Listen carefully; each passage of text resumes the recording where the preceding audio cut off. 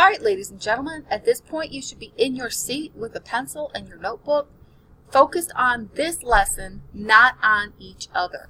There really is no reason for you to be talking to each other, and nor is there any reason for you to be out of your seat. Alright, page 111, Science Notebook number 10. How does the human eye see color? The eye gathers and focuses light. The eye sees color that is reflected. The color is determined by the wavelength. Red has the longest wavelength, and violet has the shortest wavelength. Remember that the longer the wavelength, the slower the frequency.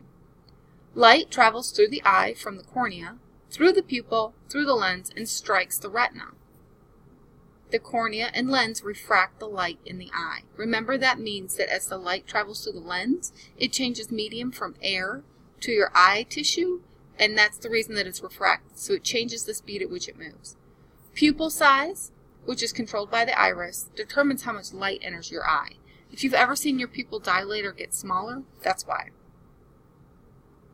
Light strikes the retina, forming a small inverted image. The retina has cells called rods that distinguish brightness. So those are the ones that see black and white, and you have a lot more of those than you do cones.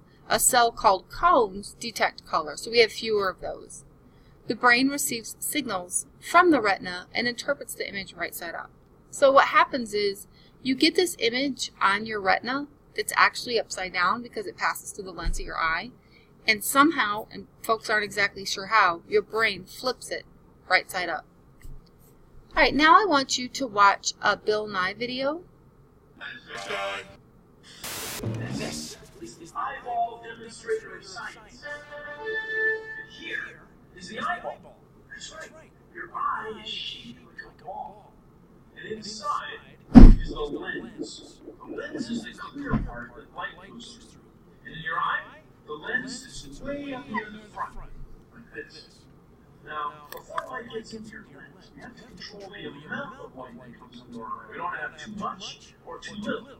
And we do that with something called the iris. The iris changes size like this. By the way, the iris is a part of your eye that has color. Like someone says to you, you have blue eyes, or brown eyes, or green eyes. That's the iris. This part right here. Now let's say we're looking at something. Maybe a kid on a stick out here. Alright, the light from the kid on the stick goes through our iris, through the lens, to the back of our eye. Look, the image of the kid on the stick is upside down. Isn't that wild? The kid on the stick is upside down. We heard you, Bill. So our brains take the upside down images from both our eyes, turn them right side up, mix them together, and make sense out of what we see. They're tough. They're gritty. They have high nose. The streets of New York, with your host, William Nye. Welcome to the streets of New York. It's not really the streets of New York. It's an optical illusion. I mean, a truck is real, but all those buildings are flat. They're almost on one piece of material. See, it's your eyes playing tricks on you. It's not just your eyes, it's your brain. You know, they're connected. See? It's an illusion. Next week, the streets of Wayne, Montana.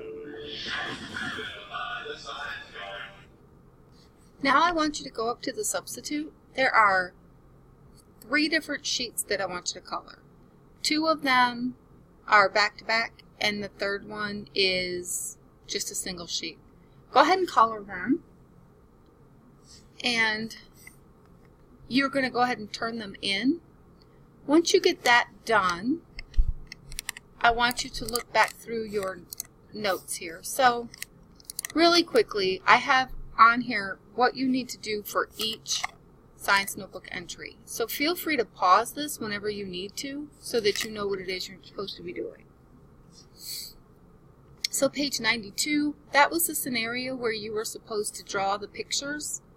You were supposed to draw 4 pictures in sequence, so as they happen, showing a glacier falling into the water and the effects it would have on the ships as they traveled. So read the scenario below and answer that. Here's an example of what it should look like. If you notice, you've got the glacier, the little boat, the big boat, the glacier breaks off, it causes a wave, the little boat goes up, and the big boat goes up. Notice there's a caption at the bottom that says, the wave did not move the boat near each other because the wave transfers energy through the water. Nothing is pushing the boats together. Here's another example. The words got cut off a little bit, but it shows the same thing, except for one of the guys fell off the boat. Here's a third version. People are in their boat, the glacier calves, it makes a splash. That picture fails to show the cruise ship, but it does a good job of showing that the boat doesn't go anywhere, it just goes up and down. Here are the notes for Science Notebook number 1 in case you missed them. Please write them down. Science Notebook number 2, you are supposed to write an article from the viewpoint of a rogue wave. The rogue wave article the substitute has, if you need it, please go get it. Here's an example of a rogue wave writing sample. Here's an example of another one. This is Science Notebook number 2 notes. In case you do not have them, please copy them down. Page 98, you were supposed to make a double bubble. Some of you made Venn diagrams. That's not okay. It needed to be a double bubble. I talked about that in class, what it should look like, and this is an example of what it should look like. Notice that it's color-coded. She has everything that goes with transverse waves, everything that goes with compressional longitudinal waves with that, and then she has everything they have in common down the middle, except mechanical is not correct, and neither is must travel through a medium. So I showed you an example, but this one is wrong. So must travel through a medium is not right, and mechanical is not right. So both of these need to go only with the compressional. Here are the notes for Science Notebook number 4, in case you don't have those. Here are the directions for what you should do on page 100. Here are some examples of page 100. There's another example.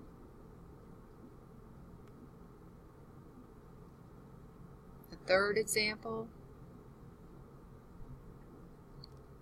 Page 101, the notes in case you missed them.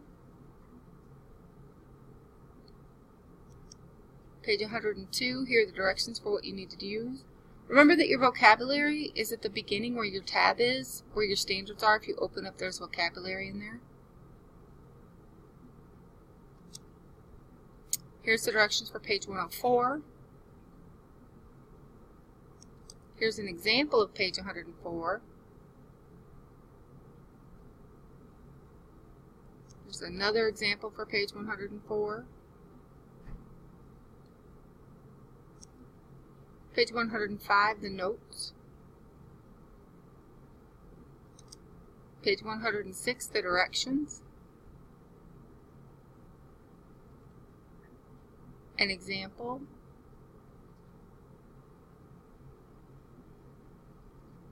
Another example.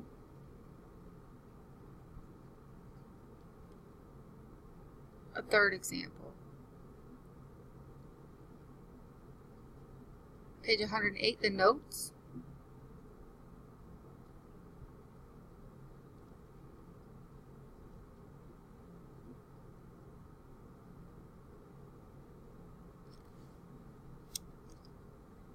Here's an example of page 108. Here's another example of page 108. Another example. Now this one, as I showed you in class, is not refraction, it's actually diffraction. And this actually is refraction. Here's the notes for page 109.